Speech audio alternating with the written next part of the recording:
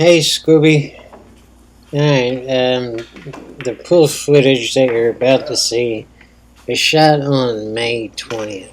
And I have to go away for a little bit, and the dream was to come back home with a brand new start. Starting from fresh. But there's no way I'm going to get all this done. I have videos through the rest of May and through the month of June and then July, and yeah. So, I have a lot of videos. There's just no way.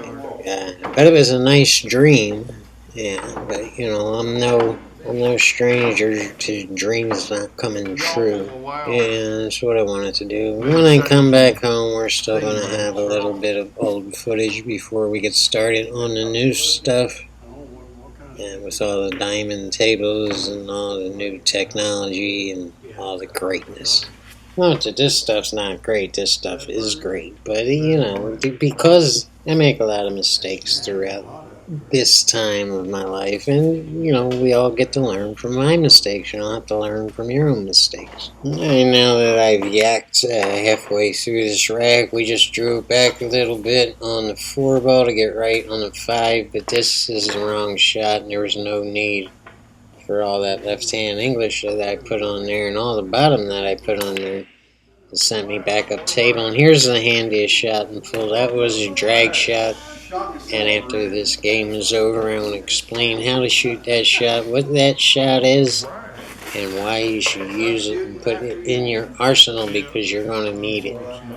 It's used by the best players in the world more often than you might think. So yeah, we got through that rack, and before I go, this is an attempted 2-pack. So, although I screw it up, we're going to go ahead and keep on rolling it. But after this, it's actually an attempted 9-pack. I'm always shooting for packs. But we get stopped by the time we get to 2. So it always center ball on the break. So let's fill up the dead space and just yak about chicks until John gets ready to break. No, let's not do that. And let's not insult the ladies coming to watch my video. I'm sorry, ladies, you're not a chick. Shirley hates when I call her a chick. We gotta get on this too, and I'm not looking forward to shooting a combination on the 2. So I'm putting top left on it to have a shot on the 2. I'm kind of worried about that 4 ball. And I'm trying to hit that route under the 8 and bounce off, but I wind up hitting the 8, which actually might be a good thing. I put the 8 in a horrible place, but, I had to get it out of the way, too. I didn't mean to do it. I should have shot bottom left. And I get kind of a roll. I mean, I can see the 2 ball. I had to cut it loose a little bit there. And I'm banking this in the side. And you didn't see me call it, but I did. And I'm shooting at bottom left, just as a 6-figure Steve walks by. And yeah, I don't get the greatest shape on the 3 ball, but hey, I'm still at the table. Just bottom here, and I wind up hitting the 9, which is not good. So I played safe on myself, and here's the way to hit this 4 ball, and I'm hoping to actually make it. It's a 2-rail kick and 3rd rail right before the ball, and there is a chance of making it, but it's not very good, and I give it my best whack. So let's get on and let's talk about the drag shot. And I have covered this shot in several videos throughout the years, but we have a lot of new people here who might not have had the time to go back through all my videos and find this stuff. And it is shot with bottom. Just straight bottom. You don't want to put any English on this ball. And I'm also not trying to draw the cue ball. I'm not trying to stop the cue ball. The bottom is for the sole purpose of slowing the cue ball way down. And normally you wouldn't put bottom on this shot, but this is not a normal situation. And if you didn't shoot the drag shot, you're probably going to put a little bit of top on this ball and probably a little bit of left. But in that case, the cue ball is going to get away from you and it's going to go back up table. I don't want that to happen, so I have to slow down the cue ball way, way down.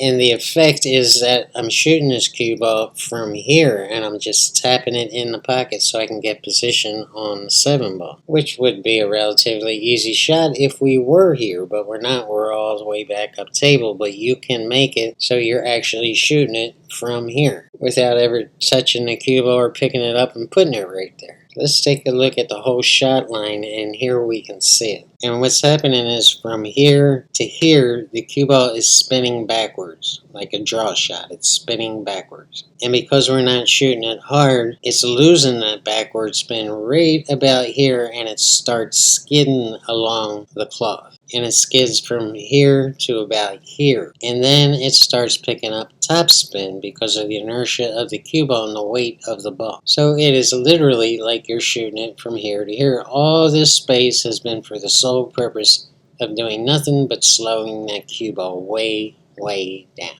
And the result is this. Wow, what a ride. What a ride. And take note, this is not the only example where you would use a drag shot. It's used in a lot of other shots for slightly different reasons, especially shooting balls straight down the rail, where amateurs really struggle with this because they're wanting to fire the object ball in at 100 miles an hour. If you ever watch a pro shoot a shot all the way down the rail, they never fire it in at 100 miles an hour, ever. If you do that, you're very apt to rattle the object ball in the pocket or to shoot it just slightly off the line. That's why they don't do it. What they're doing is shooting a drag shot, a very timed, very precisely timed drag shot. Try it on this rail shot, just to prove it to yourself that you'll find yourself making this ball a whole lot more often than you used to. And it's also a beautiful shot to watch because it makes pool look easy, and the fans understand that, and they really do appreciate it because most of them are pool players and they struggle with this shot every day. And that's the secret of pool. No. There's no secrets to pool. It's all out there. It's all free to learn for everybody. There's no secrets. Beware of the person who has a YouTube title, The Secret of Anything to Do with Pool. Beware. So now we're back to the regular pool grind. And there's really, I never know what to say as I'm, getting some power heat in me and getting my brake cue and all that stuff. So I'll just say, hey, don't forget to click like and subscribe. Don't you hate when YouTubers do that? I'm going to nag you. Click like and subscribe and don't forget to share.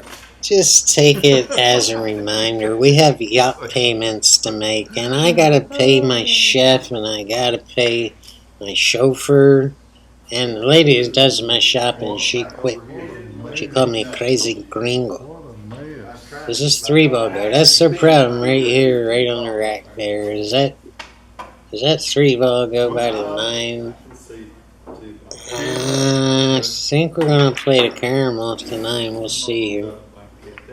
And the dude that... Oh, God, I'm tired. Alright, we'll pull something out of her butt. And to do this, I gotta get a little bit lower, but not as low as I got. We're playing the carom off the 9, but we're still cutting the 3-ball. Oh, Jack. Nice. He comes with it, don't he? Buddy, he does. We're playing a tangent line off the 9. But we're still cutting the 3-ball. Just to, you'll see the 9-ball move. Yeah, see how we played that? That's all you need. That's all I needed from the 9. The 3-ball did not go. If you tried to shoot the 3-ball without hitting the 9, you're gone. The stroke is looking pretty good, pretty sporty. I'm waiting for somebody to shoot on the other table. Looking like a bitch. Bitch. But here it is. I'm getting in rhythm, and takes me an hour or two, but I'm there. Stroke is looking groovy. Now, a lot of guys, we go forward on this and bounce off the side rail and the bottom rail to get right on the 8, but I like to pull back because I'm a draw junkie.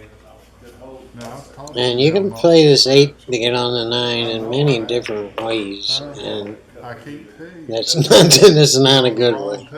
And you'll see me slam this and break my roll.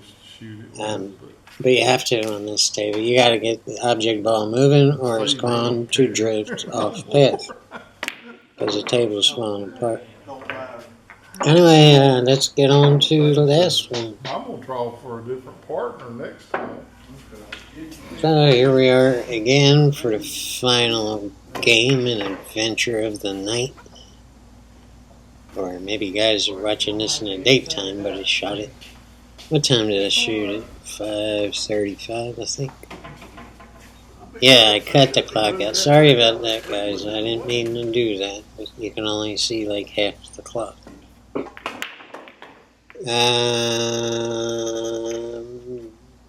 Broke fine. Need a ball. One ball's in a good place. This shouldn't be a problem. Let's see if I turn it into a problem. Sometimes that happens. Yeah, playing it safe and went with the long shot instead of trying to get 2 feet from the 2 ball. Or some guys try to get a foot. Hey, there's Squirrely, making one of her last appearances on my YouTube channel. Dressed in pink. Hey, John, keep it simple. Very well done. There's some spin on that ball to get on that 5. And here we have to be careful. We have to leave the cube on a place where I can still make the 6, but I don't want to do anything crazy. So it's basically a stop shot, but I don't know. From this angle, it doesn't look like I can make this, but apparently it can. And I wasn't worried about it. So, this camera angle can be a little bit deceiving. And gotta get back on. Oh, I'm trying to go 3 rails, and that did not. I was just shot really bad. That is not a good shot. And now, this is just a crazy shot. But what do you expect from a guy who grew up in the 70s and Evel Knievel was his lifetime hero? Yeah, you're going to see some Evel Knievel crap on the pool table. Anyway, thank you guys for tuning in. I really enjoy making these, and I hope you enjoy watching them. I think it works for everybody as long as we're all learning something. You got to make it productive. Peace, guys. I need to go apologize to my shopper lady.